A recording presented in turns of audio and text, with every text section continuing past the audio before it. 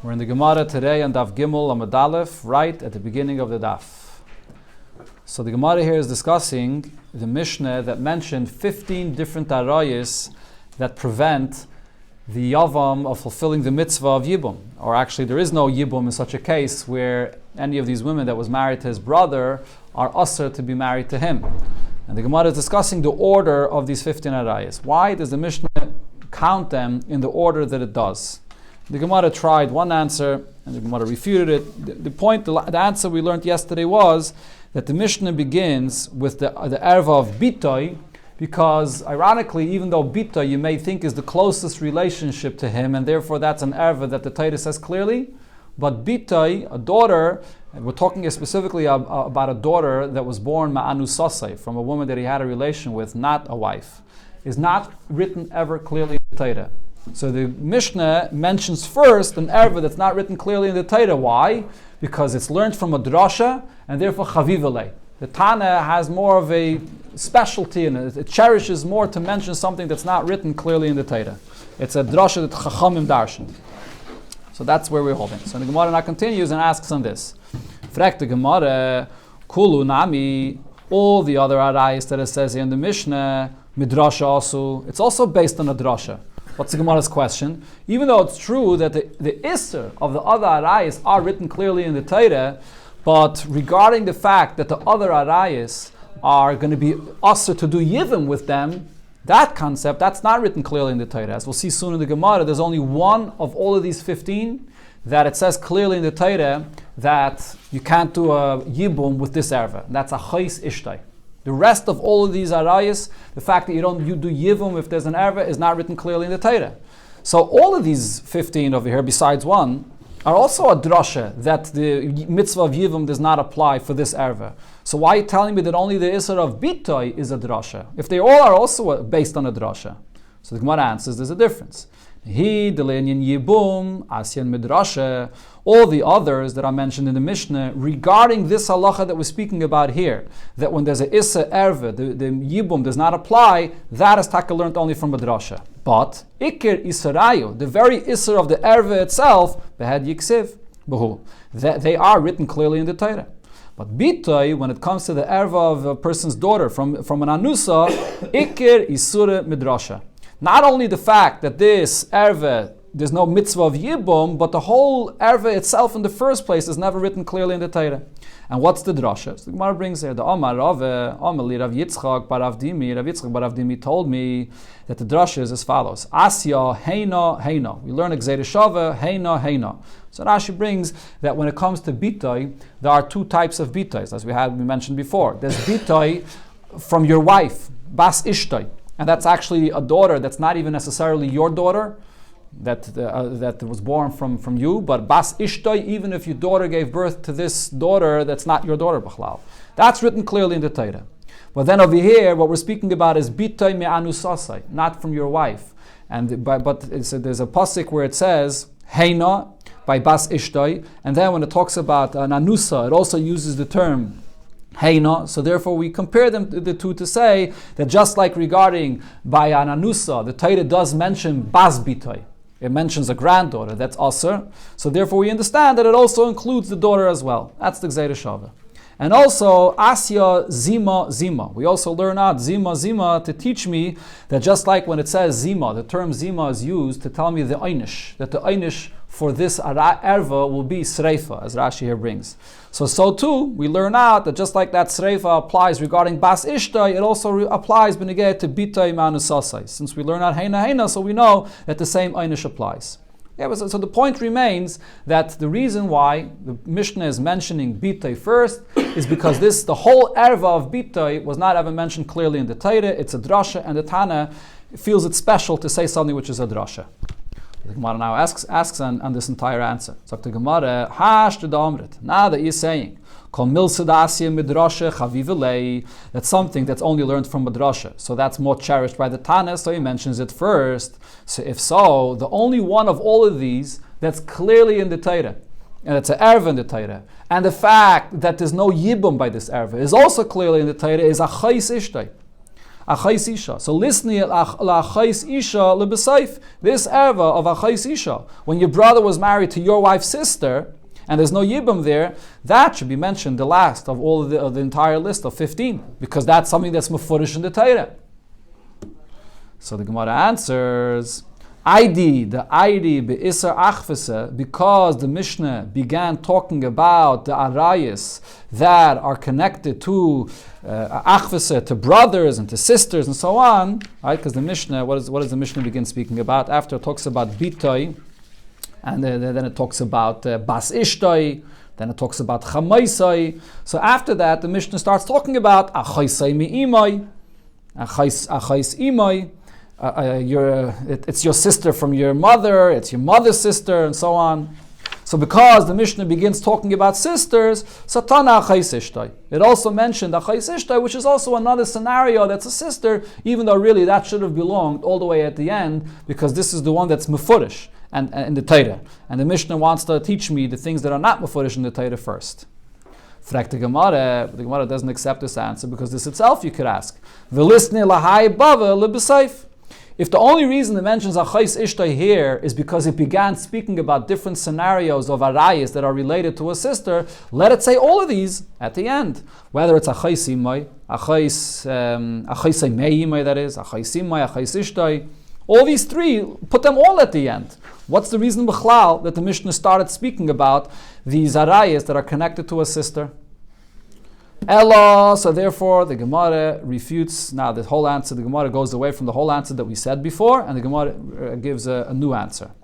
Tane kurvi nokat. The order of the arayis mentioned in the Mishnah, it begins with a relative that's closer, and then it goes from there to relatives that are not as close. What the Gemara explains. Tane bitoi, it starts first with the erve, which is a person's daughter. Bas bitoi, a daughter of a daughter. Bas penoi, a daughter of a son. The kreve atzmai, these are the closest relatives to a person. They are his own children. This is his own blood relatives. That's what it starts with. And then, because it spoke about these three regarding his own blood relatives, so it mentioned these three generations, his daughter, his daughter's daughter, his son's daughter, and going generations downward, the day from himself, those that are relatives to him. So similarly, it mentions also three generations of relatives that are not directly his relatives, but his wife's relatives. His wife's daughter, his wife's daughter's daughter, his wife's son's daughter, because it corresponds, it's similar to what it says regarding his own relatives. And then once it goes three generations down regarding her three relatives, so it also mentions three of her relatives going three generations up, right? Where it mentions the mother-in-law, which is his wife's mother, or his mother-in-law's mother, or his father-in-law's mother. So also all in connection to the fact that it mentioned her relatives. Okay, so that explains why the Mishnah mentions these over here. And then, following this, V'tana achaisai v'achais imai, then it mentions his sister, his mother's sister, the kroivei atzmai. So these are relatives that are his own blood relatives. So again, it wants to focus on things first that are his own relatives. It did interrupt in between with his wife's relatives because it was similar to the generations that it mentioned regarding himself. But then it comes back to mention his own relatives. And then the ID be'isar achva, since it mentions the isser that is related with sisters, so tana achais ishtai. So therefore it mentions also achais ishtai that comes together with that. It's similar to that. But really, the main reason why it started speaking about it, right? The Gemara's question was, why does it mention achais imay over here? Why don't we put this all at the end? The answer is because these are mamish, direct, close relatives to him. So that's why it mentions this over here. And how the Gemara says further, now, b'din hu deliktama lekalosai. Really, the Mishnah should have first said the case of kalosai, his daughter-in-law, which is the last one mentioned in the Mishnah, but really that should come first, mikame eishes achiv shalehaya bailamai, before it mentions the case of eishes achiv shalehaya bailamai, which is not relatives, that there's no problem of it. The issue is not a relative, right? What's the problem of Eishes Achiv Shleihaya Bailamai? Because the brother is born after this brother passed away, so there's no mitzvah of Yibum. So really the case of Kalasai should come first. And Rashi says, or Taisvis over here says, that it should also come before Eishes Achiv Me'imai, which is also not a direct relative to him.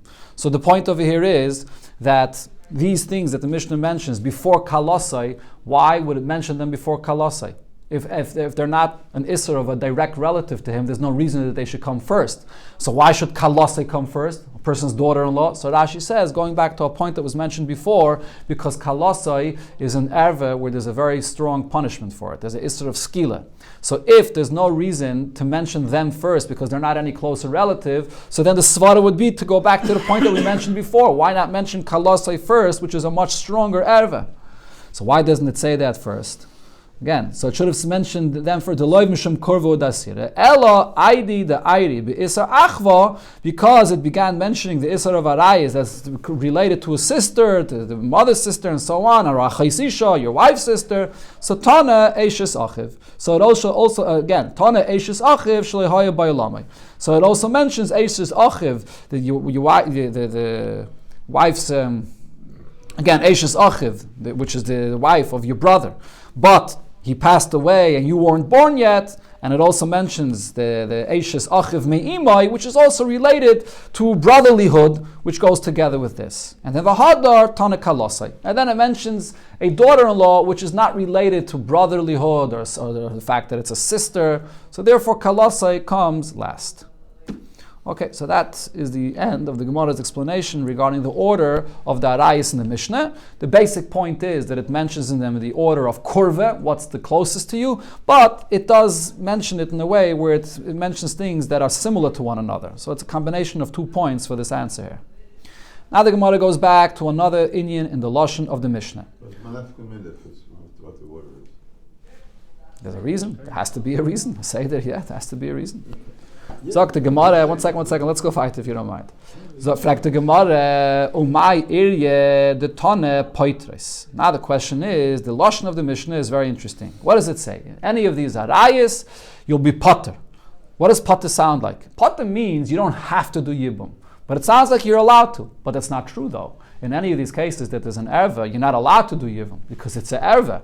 So why does it say listni oisrais? I should have said that because it's an erva, so therefore it's aser. You're not allowed to do any yivum.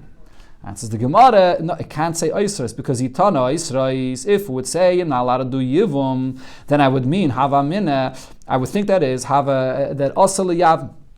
You're not allowed to do yibum. You're not allowed to have a relationship with her. That's the erva.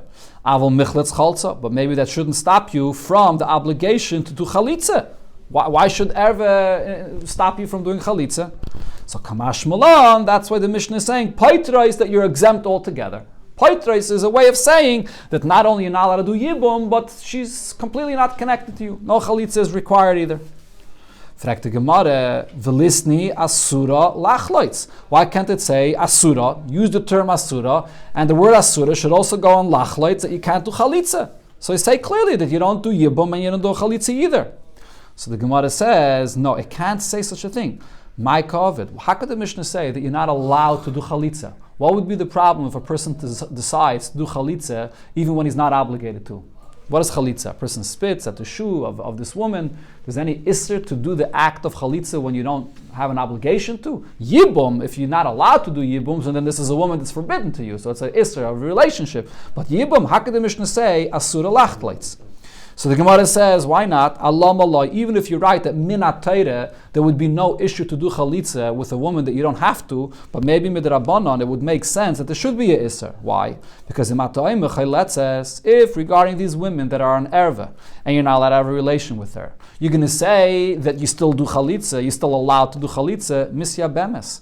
This may cause that you'll come to do yibum as well. You'll say, look, I'm obligated to do chalitza. So we always know chalitza and yibum is an option. So if I can do chalitza, maybe that means I'm allowed to do yibum as well. So maybe the Mishnah should say that it's asr to do chalitza, that at least midrabanan there should be a gzeira not to do chalitza.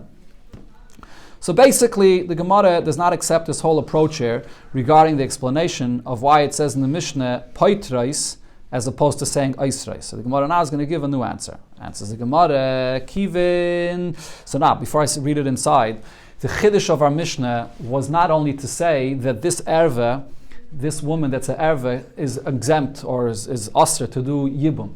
It also came to say another Chiddush. Not only this wife, but also the tzara, the rival wife, the second wife that's not an erva, is also pater of doing the yibum or the chalitza. Now that's a unique Chiddush that's only over here specifically regarding the mitzvah of yibum. But let's say, take any other scenario of erva that there is in the Torah. Let's say a person is married to your sister, and therefore that's the erva. Are you going to now say, what happens if that person that's married to your sister also has a second wife? And that second wife is not your sister. Are you going to say that the isser of the erva of the sister spreads to the second wife? And now, just like you're also to marry his first wife, which is your sister, so that erva is going to spread to the second wife as well, and then you can't marry the second wife? No, there's no such an isser. If that person passes away, you can marry a second wife. A sister, you're not allowed to marry. This point that we say here regarding yibum, that when there's an isser of erva for one wife, that's an erva, and therefore there's no yibum, that also spreads to the next wife, that also there's no yibum for the next wife, that's uniquely by the inyan of yibum. You don't find such a thing by any other arayas. So the Gemara explains this. Let's see. Even the b'makai mitzvah, only regarding when it comes to a mitzvah of yibum, hu da asira tzara. Then I say that if the erva, there's no yibum, then for the tzara, for the next wife, there's also no yibum, and there's an isser of yibum. But v'shaloi b'makim mitzvah, if this is not in the place of a mitzvah, if somebody is married to your relative, which is an erva, so shaya, over there, the second wife will be allowed to marry you. It doesn't apply that it goes over to the second wife as well. That's why the Mishnah here uses the term paitrais to say that you're exempt of the mitzvah of yibum.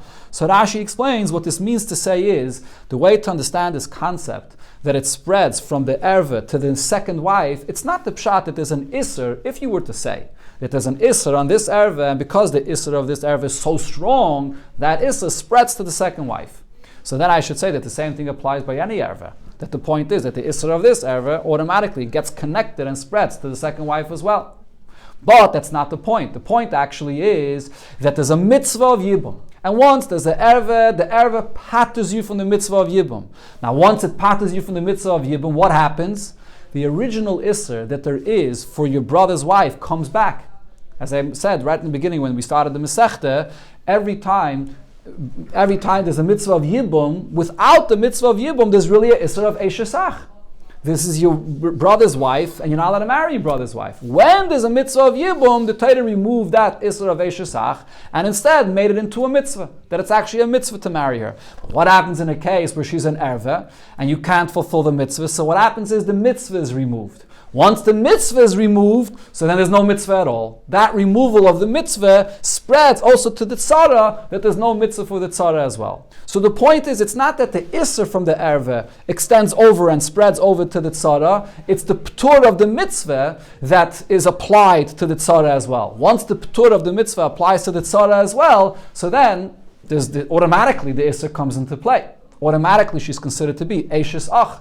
That, as if he had children. There's no mitzvah of yibum at all, and therefore the issa spreads to the tzara as well. So by the Mishnah saying paitrais, this is a very fundamental point here in this whole inyan. By the Mishnah saying paitrais, it's defining what this concept is. It removes the mitzvah, and automatically the isser comes. So it's not accurate to say isres. It's not an isser. It removed the mitzvah, and only because of that the isser comes. That's the pshat in this lashon of paitrais. Okay, let's continue inside. Sagt the Gemara now. Another detail the Gemara focuses on in the lashon of the Mishnah. Why does it have to mention in the Mishnah both? That it patters you that there's no chalitza and there's no yibum. And it says first chalitza and then yibum. Listni, shouldn't it say it in the other order, first mina yibum, again, listni mina yibum l'chudei. Okay, so first the Gemara asks, why doesn't it just say yibum? Why would that be enough? So Rashi says, because yibum is the main mitzvah. If you're potter of doing yibum, you would automatically know that there's no chalitza as well. So the Gemara says, no, not necessarily. If we would only say that there's no yibum, there's no mitzvah of yibum, then I would say, mechletz chalza, maybe there's still chalitza, yivumi lemi yavme. But maybe there's no yibum. Again, going back to the svara that I said before, what's the issue here? The issue is the erva. You can't have a relationship with these women. So maybe that only says that there's no yibum. But maybe chalitza, yes.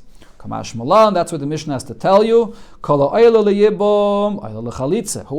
is able to do yibum with this woman, so then there would be a mitzvah of chalitza as well if he doesn't want to do the yibum. But if it's an erva and there is no yibum, then there's no mitzvah of chalitza either. That's what this Mishnah is saying. But now the Gemara still asks on the order. Why wouldn't the Mishnah say mina yibum umina chalitza? Why wouldn't it mention yibum before chalitza? Isn't yibum the main mitzvah? Chalitza is only if you don't want to fulfill the main mitzvah. Inami or mina chalitza l'chuda. Why would the Mishnah say only that there's no chalitza here? If the Mishnah would tell me that there's no chalitza, automatically I would understand that for sure there's no yibum here. So why doesn't the Mishnah say that alone? Answers the Gemara, Abishal, our Mishnah is following the opinion of Abishal. Now Amar, Abishal says, mitzvahs chalitza, kidemis lemitzvahs yibum. The mitzvah of chalitza actually comes before the mitzvah of yibum. Why does Abishal say this? So Rashi here says, because Abishal's opinion is that you could only fulfill the mitzvah of yibum if you do it l'shem mitzvah. If you're not doing it l'shem mitzvah, Rashi here brings from the Gemara later, if a person is marrying his brother's wife and he's doing it l'shem noi, she's beautiful, or l'shem ish, stam to get married to her, then he says it's mamish, like it's almost like he's marrying an erva, and it says it's like his children are almost like mamzedim. So therefore, Abishal says it's better to do chalitza first.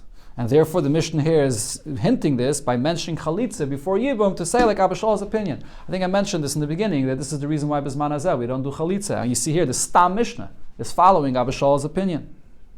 Okay, now the Gemara goes to another detail of the Mishnah. Minyana dereishe lemutamai, the number mentioned in the Reisha. It says chamesh esrei noshim, 15. Why does it have to give a number? I could count it on my own. And then in the Sefer, it also, after it says all of them, it says, it doesn't mamish say a number again, but it says, second, what was the lashon of the Mishnah? Hare Elu. It repeats, it says again, Hare Elu, Paiter started saying, it started saying, repeats it again, Hare Elu. What is that coming to exclude? And says the Gemara, it excludes another two cases. Lamute de Rav, one case it comes to exclude is what Rav said, or the Ravasi, and what Ravasi says.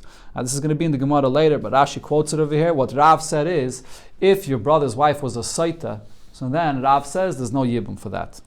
And Ravasi says, if your brother's wife was an islandess, which is she couldn't have any children, so then he says there's no yibum for that either. Again, the chiddush over here is that not only there's no yibum for the saita, and there's no yibum for the islandess, that's obvious. A saita there's no yibum for, and then an islandess, it's obvious that there's no. But the chiddush over here is not only for the islandess and the saita itself, but even the tzara, the second wife.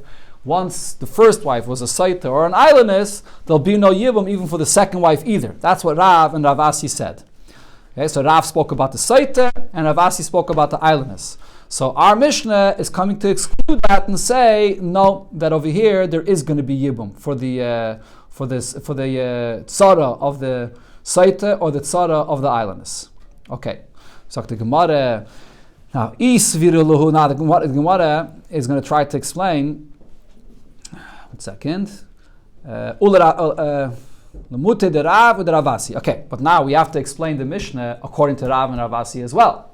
Right, so Dr. Gemara li Rav ul Ravasi, according to Rav and Ravasi that say that the tzara of a saita or the tzara of an islandess is also excluded from yibum. So we can't say that that's what our Mishnah is coming to exclude. So then, what is the pshat in our Mishnah and these numbers that the Mishnah says? Lamute mai, says the Gemara, two answers, or depending on what they hold. If Rav and Ravasi agree to one another, so then I have to find two new miyutim from our Mishnah, from the number in the beginning and the number in the end. So then the Gemara comes up with another two things that our Mishnah is memayit. Chade lemuute tzaras memayanes. One is to exclude what it says later in the Gemara. There's an opinion later that says in the Gemara tzaras memayanes. Memayanes, as we mentioned before, refers to a katana. that got married with a Rabbanah marriage. It's not a full marriage. It's the brothers that married her off, and she has an option always to refuse this marriage when she becomes a Gedaila. So there's a Gemara later that says that regarding a Mima'enes, the tzara of a Mima'enes, there's a Gzeire that the tzara does not do Yibum, only Chalitza. We'll see later in the Gemara why that is. It's a Gzeire. So over here, our Mishnah is saying that that's not the case. Our Mishnah holds that the tzara of a Mima'enes could do Yibum and Chalitza. That's one case our Mishnah excludes. V'chade, another case, l'mu'utei tzaras machze grushasai. A person that got remarried to a woman that he divorced. What's the halach of a person divorces his wife? That he's allowed to remarry her as long as she never got married to someone else first. But if she marries someone else and now he wants to remarry her after her husband dies or after her husband divorced her, you can't remarry her. So the Gemara later says that if you machze grushasai and you weren't allowed to do that, so then even for the tzara, there is no mitzvah, there's no yibum, only chalitza. So our Mishnah here is coming to say that even by a machzik kudushasai, there will be yibum and chalitza, and it's not included in what it says here in the Mishnah. Okay, I believe that's the pshat of here. Okay, that's b'negeya too if Rav and Ravasi both agree to each other. So we have to come up with two new miyutim. Now the Gemara says, but v'i lo yisviru dadi. If Rav does not agree to Ravasi, and Ravasi does not agree to Rav, so then I don't have to have two new miyutim. So I say chode lemu'ute de chavre. So one of the numbers in the Mishnah comes to exclude what the other said, which he doesn't agree with, and the chode lemu'ute, and the other one comes to exclude, like we just said, oit saras mima'enes, oit saras machzik rishasai. Either the case of the mima'enes or the machzik rishasai, which we just mentioned. Okay, l'Rav or l'Ravasi lesnu. Lisninu. So the Gemara asks, okay, now this is a new question. The Gemara asks, L'Rav L'Ravasi Lisninu, according to Rav and Ravasi. So what is Rav and Ravasi's opinion? The case of a Saita and the case of an islandess. If the first wife was a Saita or the first wife was an islandess, when it comes to the second wife, the Tzara, there's no Yibum and there's no Chalitza. Right? So according to them, the question is, why Taka did the Mishnah not include that in the list that it says in our Mishnah, 16 and 17? So the Gemara answers, Lefi she'eino b'tzaras tzara. In our Mishnah, it wanted to tell you the halacha that these are 15 women that, 3 points. They are arayis and there's no yibum for them. And for the second wife, there's no mitzvah of yibum either. And then for the second wife of the second wife, when she gets married to another yavam, even then there's no mitzvah of yibum either. Okay, if you remember this concept of what we learned in the Mishnah, tzaras tzara. But the Gemara now says, regarding an islandess, or a saita, the concept of tzara does not apply. Why does the concept of tzara not apply? So Rashi explains, very simple. When it comes to all of the arayas that it says in the Mishnah, the point is, these are all arayas to one brother. But not necessarily are they arayas to a different brother. It's still possible that this erva should do yibum with a second brother. And then the concept of tzara will apply by the second brother. What happens if the second brother passes away?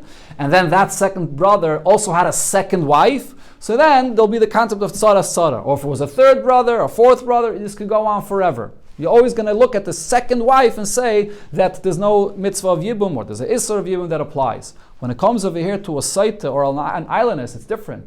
A saita, you can't make a distinction between one brother, a second brother, a third brother. The issue with the saita is that she is a saita, not because she's a karev to one brother or to another brother.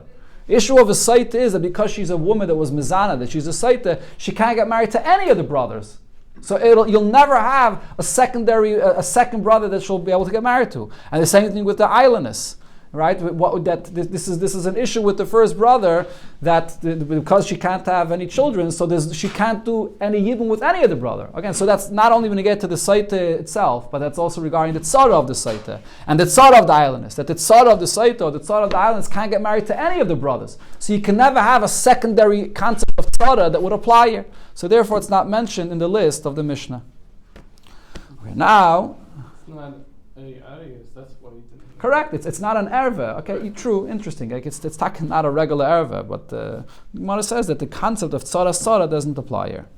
Okay. Now, after the Gemara clarified these details in the Mishnah, the Gemara comes back now to bring a braisa, the source. Where is the source of this concept that when the Yevama is an erva to the Yavam, the mitzvah of Yibum doesn't apply? Zok the Gemara Minoana Mili. What's the source from this? Where do we know this whole halacha?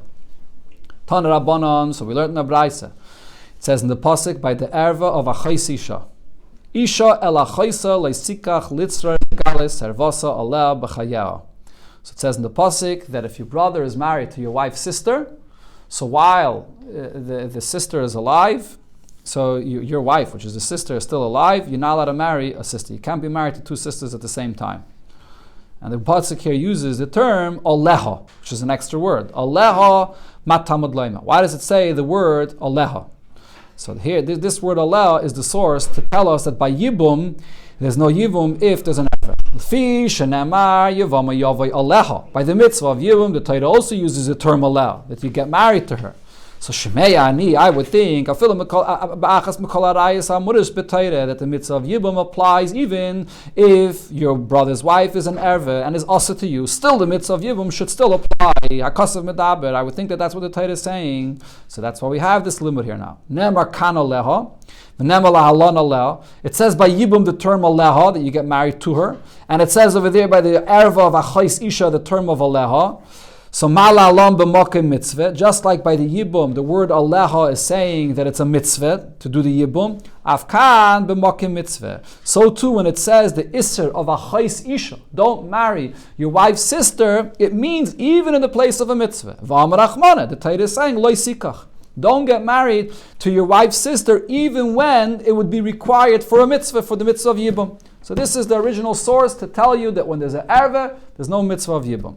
But the Brisa continues, Veinli Elohi, from here I only know that you're not allowed to marry this erva itself, your wife's sister. Tzarasa minayin. How do I know that also exempts, that takes off the whole mitzvah of yibum, and therefore even the tzara as well, even the rival wife, also there's no yibum for? Talmud Laima litzray. The pasuk of here uses the term litzray. Litzray literally means, I think, to be connected to, but the Gemara is dashing the word litzray to mean that this isser will apply also to the tzara, to the second wife.